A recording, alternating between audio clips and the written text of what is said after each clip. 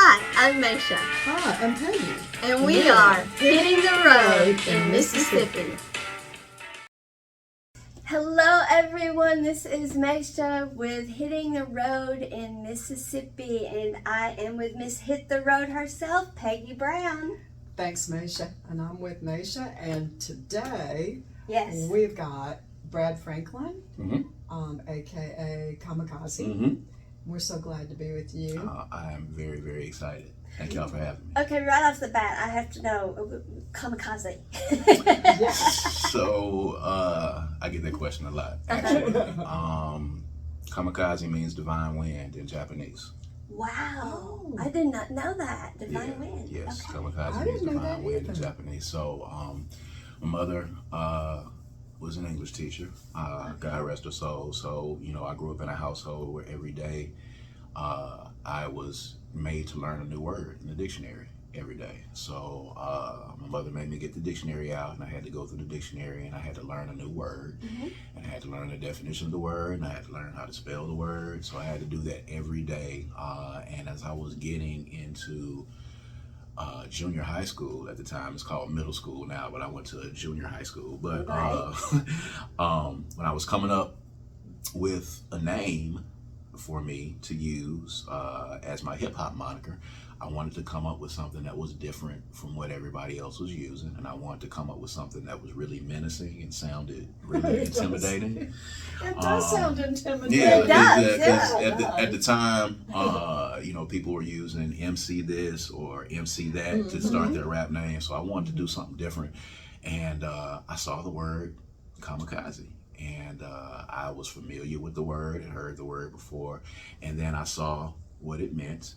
Now, of course, a lot of the debates that I've gotten into, because I've gotten into several conversations with, World War II veterans, people in the military, for the term kamikaze. Yeah. But when I explained to them what it actually means, and in the Japanese interpretation, even as they named them kamikaze pilots, they named them that because they considered them to be a divine wind. For them, yes, for them. absolutely. Yes, sure. for them. That's how the name kind of got coined and turned into something, military-wise, or turned into something, that had to do with war. But the original definition of it is a divine wind. So I said that, I think that kind of fits perfectly with me being a rapper, with me uttering words, with me saying words. I can consider them to be a divine wind. It's like a divine wind coming forth from my person. So I was like, hey, that fits perfectly. And I came up with this in, the ninth grade, and it was because of my mom, just stressing, learning new words and going into the dictionary and discovering new things. So, I've always been big on vocabulary. That was one of the things I think that helped me when I first started rapping, because I was able to kind of pull from words and syllables that other kids my age were not using at the time. And it just comes from the repetition and the consistency of, being in the dictionary every day. So it just so happened that name fit perfectly, and I was like, I can use this name, and I've had it ever since. I've never changed it since the ninth grade. Wow. Thanks for telling us that. That fits along with our whole premise of that all of the arts are about the expression of repressed voice. Yes. And that is absolutely our whole premise. Yes. And so that fits beautifully. It's like everybody we interview has read our playbook. Yeah. because we're all of the same energy, on the same page. Yeah. And, so it's just, that's beautiful. I love that divine wind. Divine indeed. I mean, I think any artist or any creative that's doing it, it's coming from a place of divinity. It's God, it's the spirits, it's the energy that exists around you that helps you to create what you create. So it is divine in a sense. So I think, it was perfect. So I think, at the end of the day, all of that fit well. And I think the reason why I've kept it and hadn't felt compelled to change it, haven't changed it, and still use it now, even though I'm not actually performing anymore and people know me as Kamikaze, I think it still fits, because even now, in speaking and doing my podcasting and doing the radio shows and all this thing is the same exact thing. It's the same, yes. Yes, it is the essence of what you're doing. So. It is. Spoken word. It's a powerful thing. It's a powerful It's a powerful thing. Yeah. Now, I first met Brad maybe 20 years ago, close to 20 years ago. And when I was coming down to your little workshops you were doing down at the art. The Map Coalition. Yeah, and I didn't remember the proper name. Yeah. And I'm not sure why I was there, but it was, a step out for me. Nothing I had ever encountered before. Right. And so that might have been, was that maybe 20 years ago? Close to it, 18 something. Ginormous like that. It was, I would say maybe 08, 09, somewhere in there. Maybe so. we hadn't gotten into the 2010 era just Exactly. yet. So I think it was around. Yeah, it was the Mississippi Artists and Producers Coalition, and it was an idea that was before its time, actually, because the idea of the Map Coalition was to put together a union of sorts for artists around here. It was a means for artists to be able to kind of get information on, how to better their careers, first of all. So we always had speakers, but the whole goal of it was to create a cooperative ecosystem with artists. We had all of the artists to pay dues. We put 2 mixtapes together. We put shows together. We had merchandise that we used.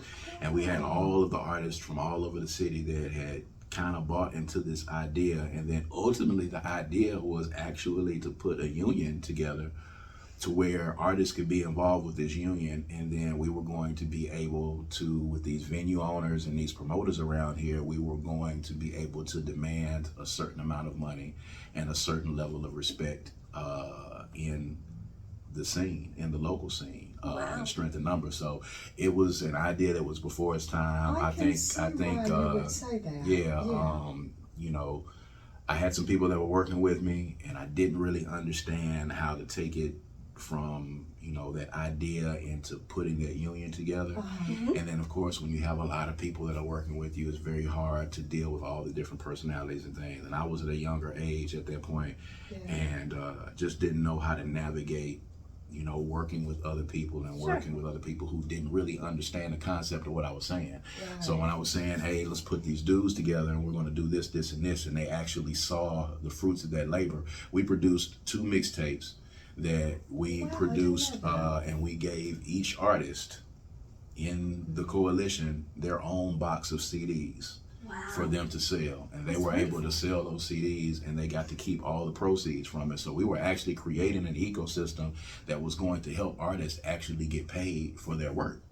And just didn't know how to navigate the personalities because, with me being at the head of the table, then there came the backbiting, and there came the jealousy, and there came the questions of, where's the money going? What's this happening?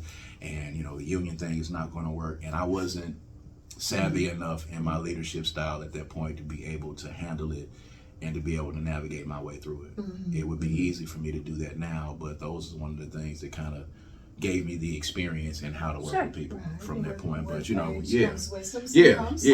So we created an ecosystem that I think would have been really good for this scene, that would have helped everyone. So that when all of these artists went into a venue, off top, you're going to be treated with respect. You're going to get paid for your performance.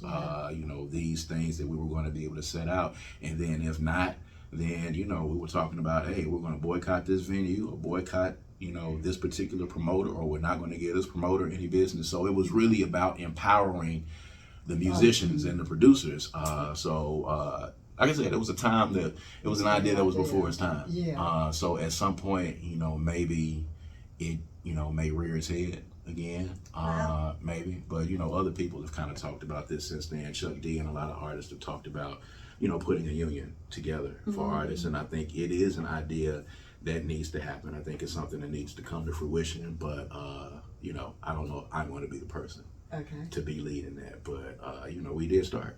So when you were coming, that's exactly what you were in the midst of. That's exactly what was happening at that time. I was not really sure what I was in the midst of. I didn't know why I was there, but I enjoyed it. And I remember one particular time you were discussing with the artists about you've got to have a radio-worthy song. I mean, you've got to have some lyrics that can actually go on the radio.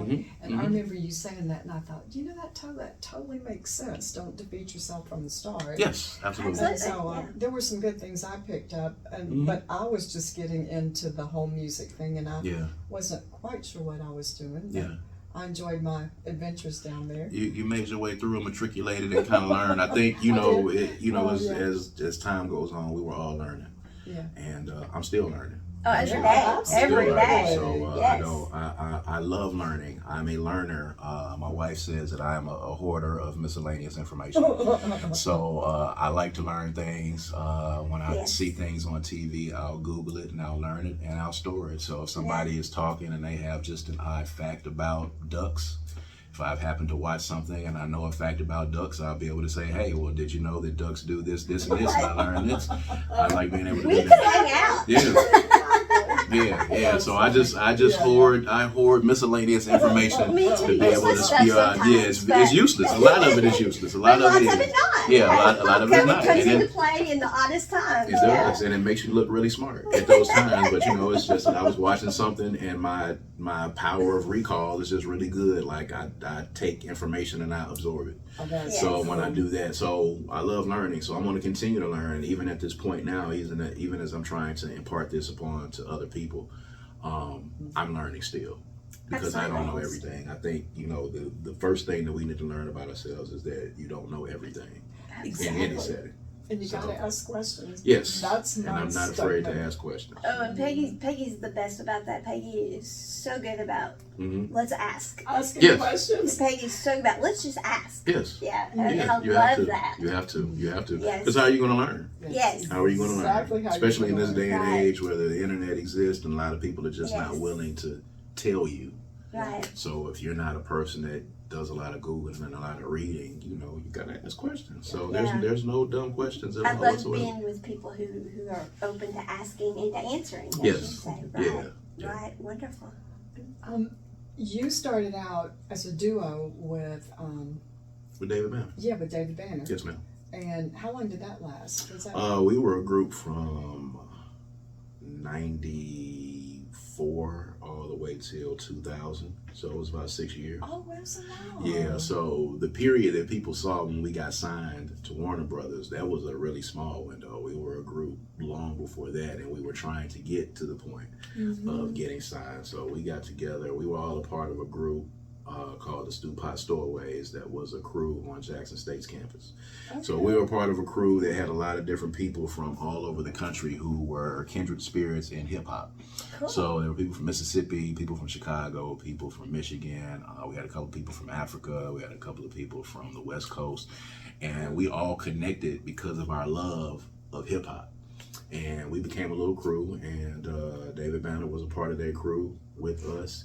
And then at one point, me and him were having a conversation because we were a couple of the Mississippi people in the crew, and he was like, hey, Mississippi doesn't really have any representation in this hip-hop thing. And we were fans of each other because when we would record songs as a crew, Banner and I were always, in competition with each other to have the best verse on the song. So we ended up becoming a group, and he named the group Crooked Letters. And I love that. And I he said, Crooked Letters. Yeah, so, and he said, we're going to call ourselves Crooked Letters because regardless of where we go, whenever someone says our name, they're saying Mississippi.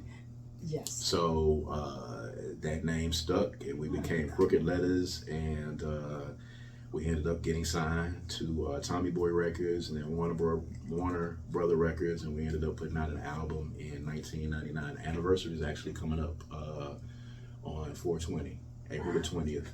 Wow. Will be I think it is the 21st or 22nd anniversary, whatever, from 99, 21st or 22nd anniversary of the album. Yeah, it was wild. Yeah. It was a while ago. So, a lot of people consider it to be a Southern classic because we were doing music different from what people knew Southern rappers to do at the time. It was kind of different. We had a different kind of album cover. We didn't have our faces on the album cover at all. We didn't have a video. Like, we had a real idea and a concept for what we wanted to do and how we wanted people to absorb and listen to our music for the music and not be enticed by what our faces look like or any type of marketing ploy or campaign. we wanted them to hear the music. Wow, And, that's an interesting concept. Yeah, so the Especially music. for that era. Especially Yeah. for artists. I mean, it was indeed a conversation because at that time, you know, videos were very important then. Radio was very important. Right. You know, people knowing who you were was very important because you didn't have the internet that existed. Right. And if people didn't know who you were and could not recognize your face, it was a very hard, you know, road for you to travel on.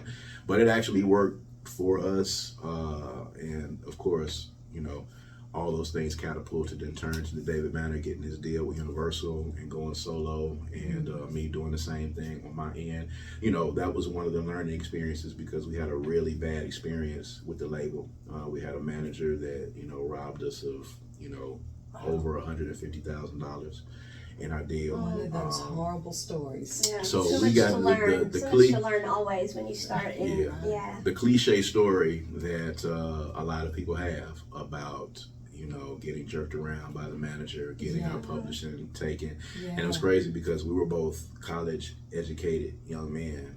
You know, at the time we got the deal, David Banner was in grad school at Maryland Eastern Shore. I had graduated cum laude, graduated with honors from Jackson State. I was working at the Jackson Advocate at the time, and then working at the Associated Press when we got our first deal. So we were college educated, but we were not music business educated. And those two things are completely polar opposites of each other. You know, you can be the smartest person in the world and not have any music business experience. And that's kind of where we were. And that's one of the things that catapulted us into the point of learning the business and becoming astute businessman. That's what led me to creating Hourglass in 2005. And that's what kind of led him to do what he was doing, because we wanted to make sure that this never happened to anybody else. So, you know, during that time, we had to fight to get off the label.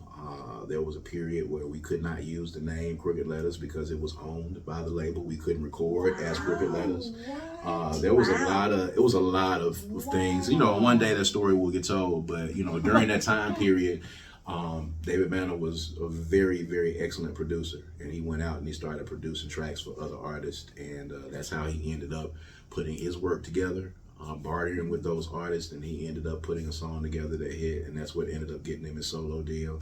So at that point, we just never had the opportunity to get back together to do any more music. And then it took a while for us to even get permission to be able to use the name again. So for a while, you know, we could only go by David Banner or Kamikaze, you know, and we couldn't even record as Crooked Letters. So, you know, when the time came around, I just started my own label, and I started putting out my music as well in that particular sense. But that was definitely the start for both of us.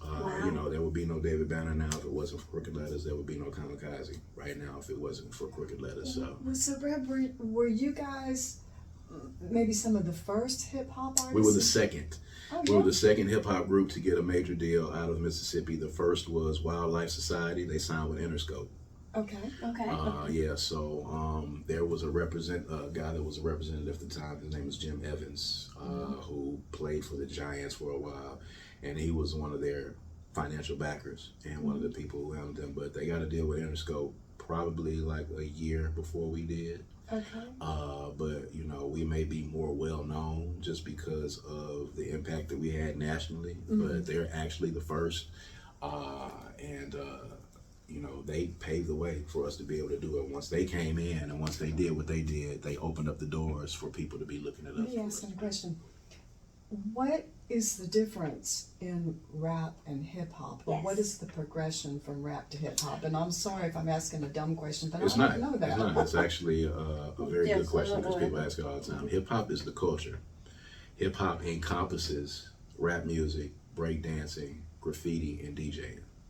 Oh, because DJing we have down is where's DJing. We have that down. Where's DJing? Yeah, so hip hop is the culture that encompasses all those things. Rap is something that you do within the hip hop culture. So a lot of people have taken it and said, okay, well, this hip hop.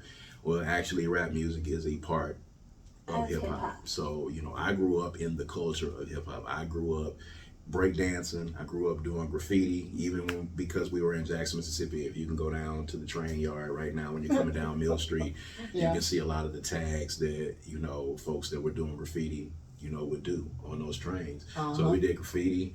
I started out breakdancing. That was the very first thing that I did before I even started rapping. Oh, really? Like, yeah, like, if you wanted to be popular and you wanted to get girls in junior high school, you had to be able to breakdance and pop lock. And that's one of the things that I did, first of all, that got me into the rest of the culture. But the culture is actually something that you live and it's a part of, and okay. DJing, rapping, which is called MCing, emceeing, breakdancing, and graffiti. Those are the 4 elements of hip hop, and rap is just a part of it. I'm so glad I asked you that. Yeah, and it's not a silly question. It's actually a question that people ask all the time because there is a difference. They're not the same thing. Yeah. Yeah. Awesome. Yeah.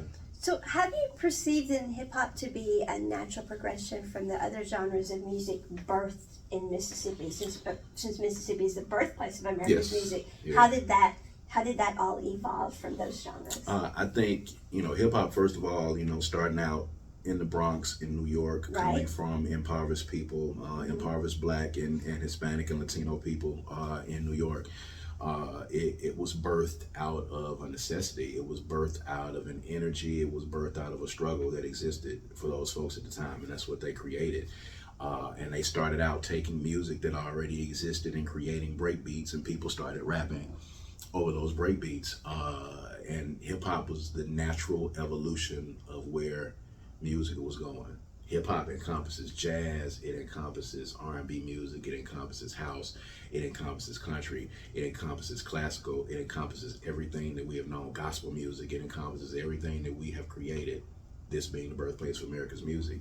And it takes it and it puts it in a form where young people can speak to the world about what's happening in their particular neighborhood and in their particular city. And they take all those pieces of those things and they put it together into that. So, I mean, hip hop is the natural progression of where we are musically in the world. Yeah. Well, it makes sense because it is certainly kind of a broader scope of expression than staying within any of those one genres, and it's certainly in one sense more freedom of expression. Yes. Yet on the other hand, requires certainly artistic ability. You have to take it and hone that skill. It does. So it's both. It's the freedom of expression, yet the artistic ability to do it. I've also had some spirited debates with a lot of jazz musicians and a lot of musicians that play around town that will say that, rap is not music. And rap doesn't have any musicianship to it, but it actually does. It takes artistry, it takes skill. It definitely takes that, yes. And it takes talent to be able to do it. And it's not done in the conventional sense that people may have grown up knowing what music is or what they thought music to be, but it is an art form. And it does take a mastery of the skill to be able to do it. It's not playing an instrument per se, but when you're able to go in and use pieces of different elements in music and put them together and play them and make them into a composition that becomes a song, and then to put lyrics over it talking about what's happening in your city or what's happening in your neighborhood, that takes a level of artistry and skill that not everybody is able to do. It's the mixed media of music. Yes. The equivalent to it's mixed media. That's a very good description of it. It is. It's mixed media. Yeah. Awesome.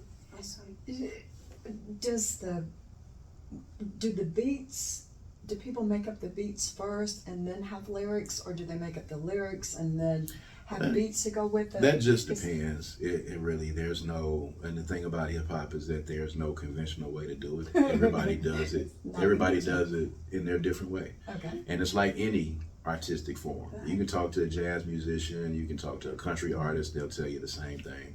It just depends on what the inspiration is. It may start from the music, or it may start from the lyrics, and it just depends. I did it both ways. Sometimes I would write lyrics and they would inspire the composition, and then sometimes producers would send me music and the music would inspire what I wrote. It just depends on what's happening and what the inspiration is on that particular day. Okay. Yeah.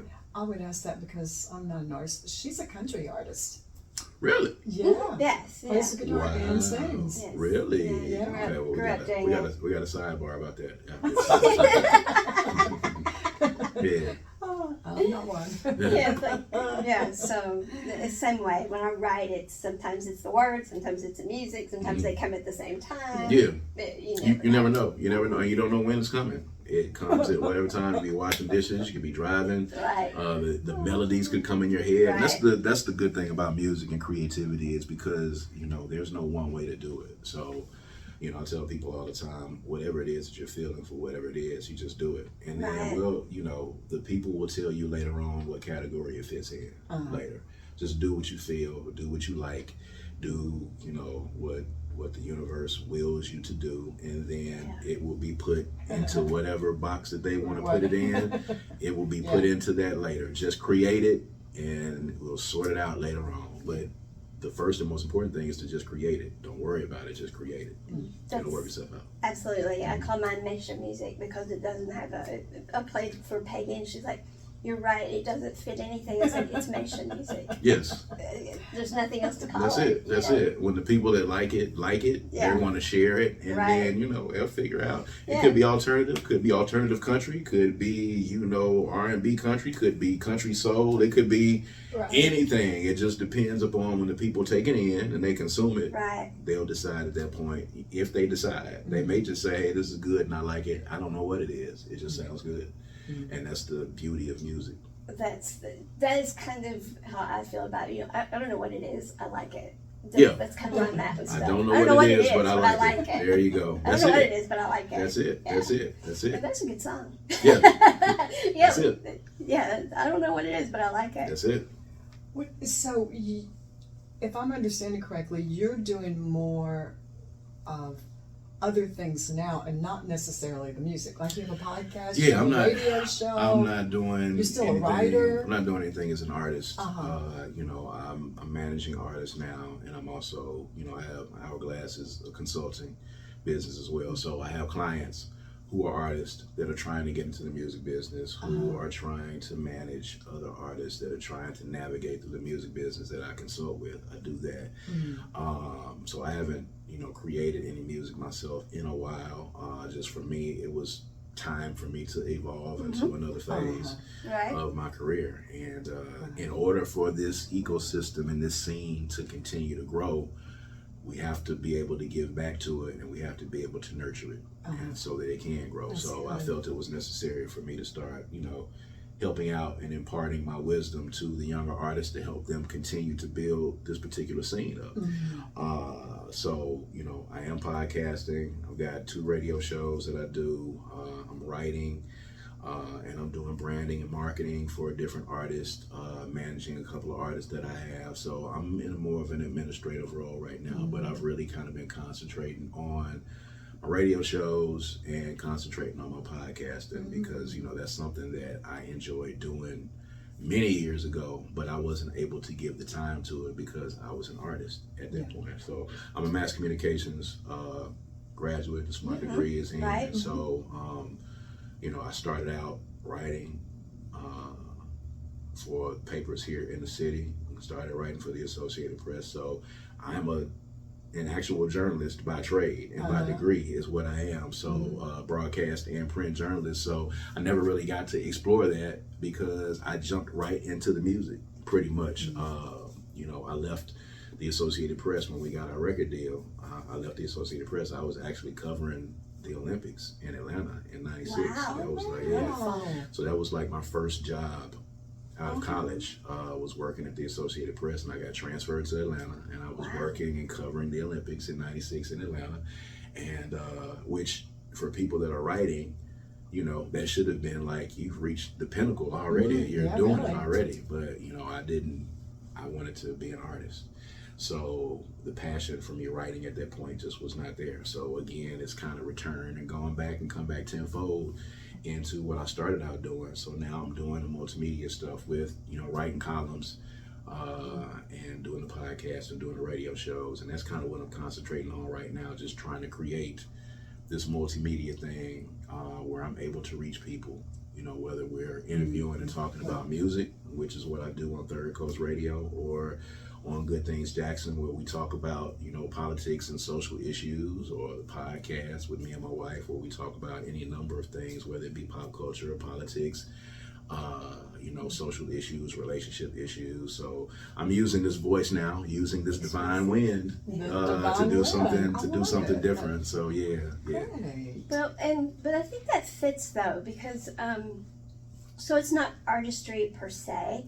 Anytime we're expressing ourselves and using your voice as expression, that is what artistry is about. So I think it's just a natural progression. I think that's why so many writers are also artists of some sort. Yes. And that's why I think artists are writers. I mean, you know, that's why they're poets, there are novelists, there are. So it is art, you know. It is. I look at what we do as art. Yes. You know, I see it as artists. Yes. You know, Absolutely. whenever I look at all the brands I've created or all the rebranding or all the shows or whatever, to me they're just as much art as the songs I've written and the music I've sung. You know, and maybe more so in a way, because it's breaking new ground. You know, so I see what you're doing is still art. Yes, and it is. Exactly. It is. It is. Exactly. It is. Yeah, I see it as art still. So, of course, there is the Mississippi Musicians Hall of Fame. Yeah. And one of it does two things. It showcases the musicians of Mississippi, but it's also about promoting and musical heritage awareness and supporting the growth of that.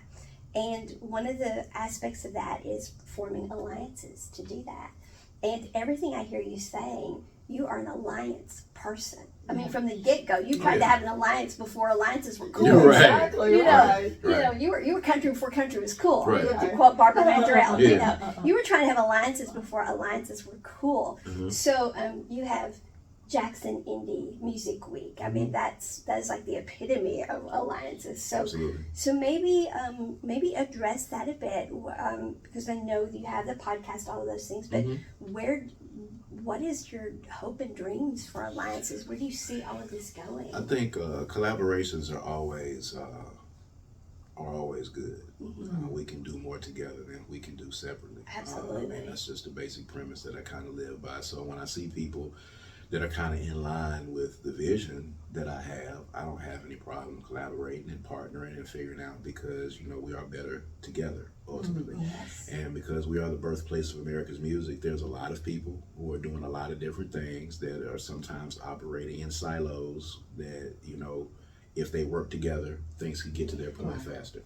So, you know, I created Jackson Indie Music Week 8 years ago because I saw a void that needed to be filled, you know, and I'm a person in this city, you know, as a lot of people know, I don't really do a lot of complaining. I don't really do a lot of harping on what doesn't exist. When I see a void that needs to be filled, I just fill it.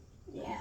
So, you know, as an artist, I went to South by Southwest, and I went to all of these different music festivals all over the nation and performed. And I said to myself, you know, these people are absolutely no smarter than we are. They're no more talented than we are.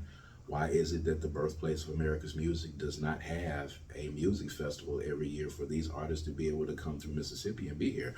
So I just created it. Got a few friends together in a room, and we created, you know, Jackson Indie Music Week, and planned the first Jackson Indie Music Week in 2015.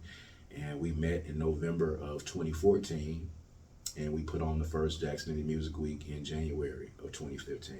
Wow. And it was 2 months of putting that event together, and the first thing that we learned is that you can't put a music festival together in 2 months.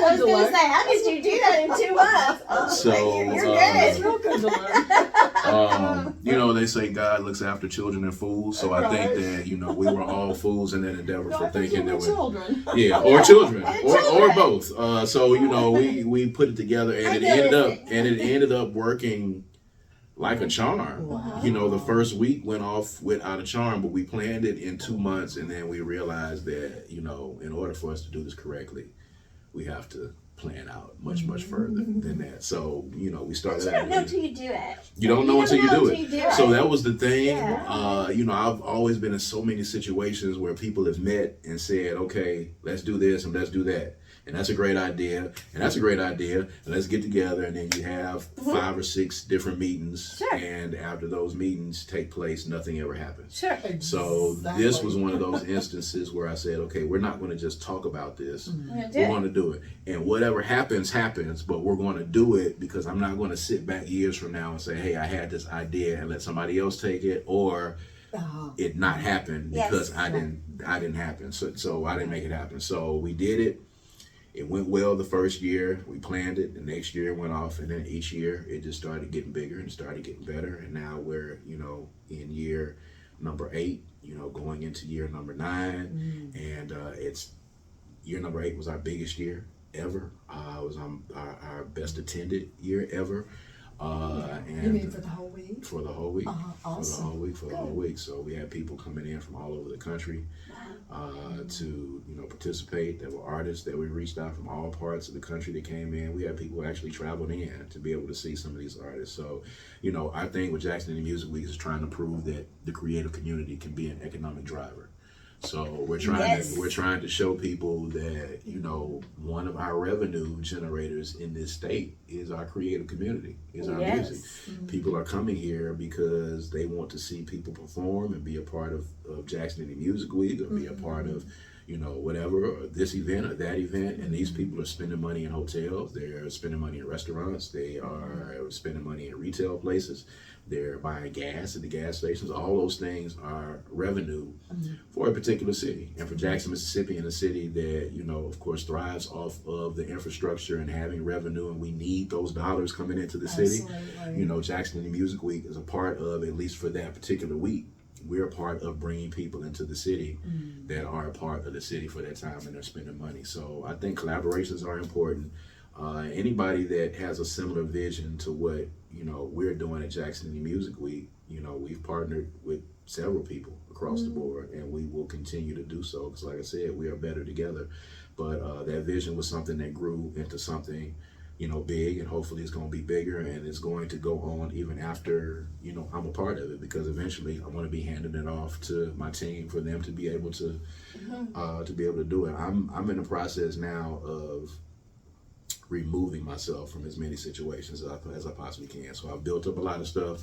So in the next few years, I'm going to be quietly moving out of those situations and letting other people run those situations, because in order for it, a lot of people don't understand, in order for it to actually grow and to actually evolve, you got to take yourself out of it. Because if you're in it for the entire time, you can't really appreciate it, first of all, and you can't really see it. And sometimes when you get bogged in it, you're too deep in it to be able to come up with anything fresh and anything new. So you have to learn how to take that baby that you nurture and you create, and you got to be willing to hand it off to someone, and then kind of just step back and be in an emeritus type of position, and then you come in and kind of watch it to work. So that's where I'm going to be with a lot of the stuff that I'm doing, whether it's Juneteenth on Farish, putting together that, like any of those things that I'm doing, it's about putting them together, helping them to grow and to flourish, and then letting people take it and let that seed grow and turn it into something else. And I want to be able to get to the point where I'm able to sit back and watch what it can grow into from a spectator standpoint, because to me, that's going to be the most awesome thing, to see something that you created blossom into something else, and then, not have to take 6 or 7 months of my time anymore out of it on a year to have to do it, because it's a very rigorous process. And when you're doing constant things over and over again, I gotta have some time to rest, man. It's been an amazing, role creating these things. So now, I gotta figure out something else to do. So when we stop doing these things, we're gonna put something else on the plate. We're gonna figure out something else new to do. Well, what you're talking about is energy management. What you did to begin with is you started the momentum of it all by just, okay, here's the concept. We're not gonna sit on it. We're gonna move. Whatever happens, happens, and we're gonna grow from that. Yes. And you got the momentum going. Yes. Then you have built it. Now you are turning loose of it, letting other people's energy drive it, so it grows into more than just your vision. Yeah. And you're opening up energetic bandwidth for you to Absolutely. expand and do other things of Fantastic. the That's right. same thing. That's So right. you're managing your energy. That's right. Yeah, so it's absolutely beautiful. And what else you're doing is you're also, again, reading from our playbook, because so many people think when we say hitting the road in Mississippi, all we're talking about are the artists that are literally hitting the road, which we are, because that is amazing. But the world is hitting the road in Mississippi. And that's what you were talking about. They're at the restaurants, the gas stations, and they're here to interact with the artistry of Mississippi. And so maybe speak to that a bit more about your encounters with those who are coming here to experience Mississippi and the art of Mississippi. Yeah, sure. One of the things that I found is that people who come here have a much deeper appreciation for what we do than even people who live here. Absolutely. So you know, we have people that are traveling from all over the world to come and walk down Farish Street and walk past the blues markers. We have people from all over the world that are coming here to talk to Bobby Rush, and they're coming here to talk to Dorothy Moore. And these people, I mean, I remember being in the Czech Republic on tour, and I remember watching a concert of Bobby Rush in China while I was in Prague. Oh, wow. And, you know, it was just the most incredible, it blew my mind watching Bobby Rush perform in China. And I'm in Prague watching him do it. And, you know, just understanding the place in the grand pantheon of things of where Mississippi stands with the rest of the world. We are revered, you know, in foreign lands because of the artistry that we have created, and those people hold us up in very high regard. So, you know, I've learned that those people that are coming here, they come here just excited to be a part of it, to walk past the blues markers and see these people and come to these shows. They are excited about it. So they come where it started. So I think we need to figure out how to harness that energy and give that energy to the people who are here.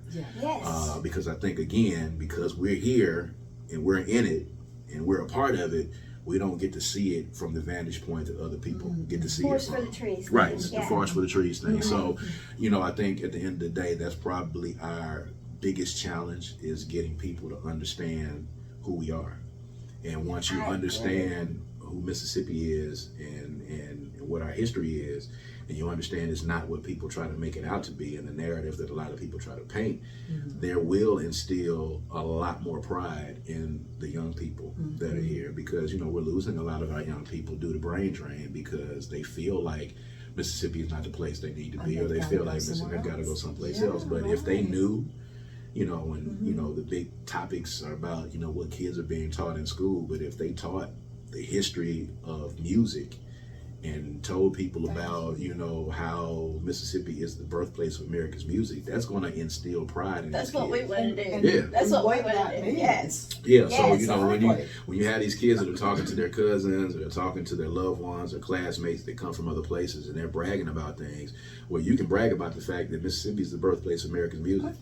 All of those artists that they talk about, they come from their cities, and all of these bands and all of these musical landmarks that they talk about. You know, Cleveland has the Rock and Roll Hall of Fame. Well, the Rock and Roll Hall of Fame would not exist if it was not for Mississippi. Exactly. There you go. So, you know, you know, having, you know, per capita the most Grammy winners of any state, you know, in the union, like, you know, people need to understand that thing. So all those things that you see in other places, Rock and Roll Hall of Fame, the Grammy Awards, all these other things that you see, you know what I'm saying, the Country Music Awards, the CMAs, all of those things literally exist because of people from Mississippi and because of Mississippi. So, you know, if you teach that and you tell people that, then that instills a different kind of pride in them to say, okay, I do come from a place that's important. I do come from a place where I'm walking on hallowed ground. And that is projected differently when you have that kind of confidence. But you have to have the people like yourselves that are willing to go out and kind of, you know, teach that and tell that to the kids and let them know that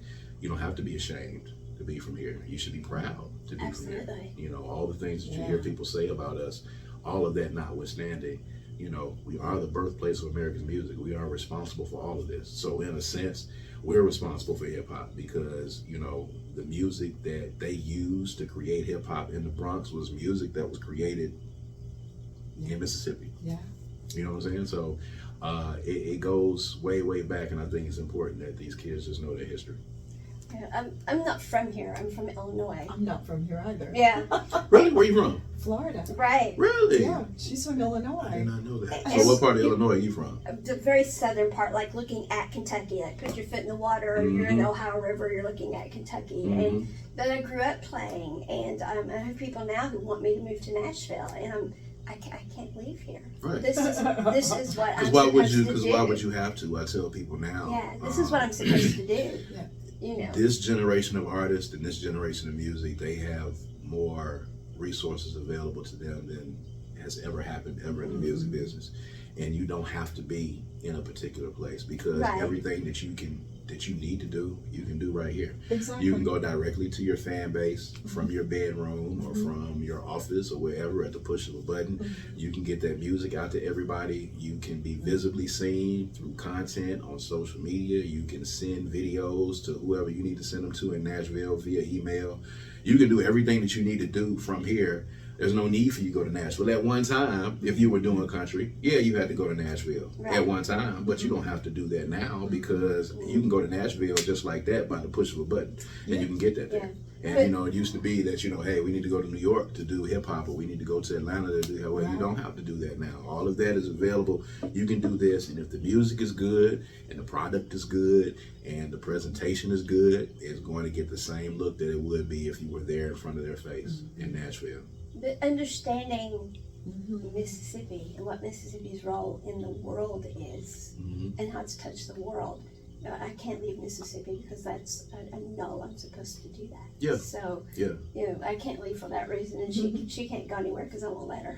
Yeah. I mean, well, you know, that's true indeed. Because she's been doing it now for 20 years herself, so she's not going anywhere. I tell people all the time, I can't think of any other place that needs me more than Mississippi does. Absolutely. So, you know, in thinking with that kind of mindset, you know, there's no place for me to go. There's no place that needs me as much as Mississippi needs me to be here right now. Like, no other place needs us. They've got their thing. They're doing their thing already. The place that needs us to be here is Mississippi. Exactly. So, you know, that's why I'm here, So and that's great. why I pledged to Yes. stay here. So I think it's important that, you know, we got to try to get that energy to spread out to a lot more people. We need a lot more people on this bandwagon doing it. Right. Do you know what else it says about us, though? If Mississippi wouldn't need us if we didn't need Mississippi. Right. Because it's flow. Yes. And so It's a give and take. It's a give and we are take. where we belong. It's a weird give and take, but it's a give and take. Yeah. You know, I can talk forever about Mississippi music, but just in wrapping up, you know, I've been honored to have this conversation with you guys, and I think y'all should continue to do it. And I think those of us that are charged to be here in Mississippi, I think we should continue to do our due diligence to try to get everyone on this bandwagon as much as we possibly can from all different facets, whether it's not just the artists and the musicians, not just the venues and the promoters, but the politicians and the lawmakers Yes. and the teachers Yes. and the schools and the universities. Everybody needs to be on one accord for us to push this thing that is Mississippi being the birthplace of America's music. That needs to be the mantra that's in schools. It needs to be at the universities. Visit Jackson, visit Mississippi, the city of Jackson, the city of Meridian, the city of Tupelo. Everybody should be saying Mississippi is the birthplace of America's music. We need to get everybody on one accord, because that's how you brand yourself. That's how it gets branded. That's how Nashville got branded. That's how people were saying the country music capital of the world. Somebody just said one day Nashville is the country music capital of the world, and everybody took it and ran with it. And it is And if you go to Right. Nashville, the mayor is going to say that, the city council is going to say that, the chief of police, Yes.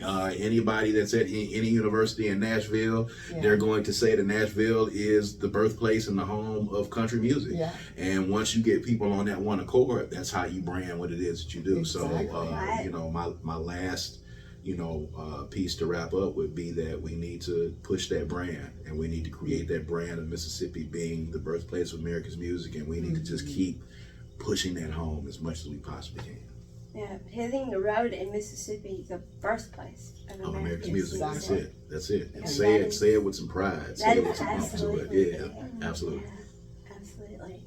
Thank you so much. This Yeah. was just amazing, enlightening, Amazing. an honor. Yeah. Thank you so Thank you. much. I appreciate y'all for asking me to do it. And, you know, anytime y'all need anything, just let me know. But keep supporting. Y'all keep supporting and keep watching Hitting the Road, Mississippi. And, this is going to grow into its own big thing in and of itself, too, as well. We are hoping so, Brad. Thank you. Thank you. Thank you. And in the meantime, y'all, we want you all to continue to do exactly what he said. We want you to keep hitting the road with us in Mississippi. Thank you all. Thank you for joining us. And you can reach out to us at this email address, htrprb@gmail.com. We'd love to hear any ideas you might have about what we're doing or any suggestions about where we might go or someone we might interview. As we are hitting the road in Mississippi.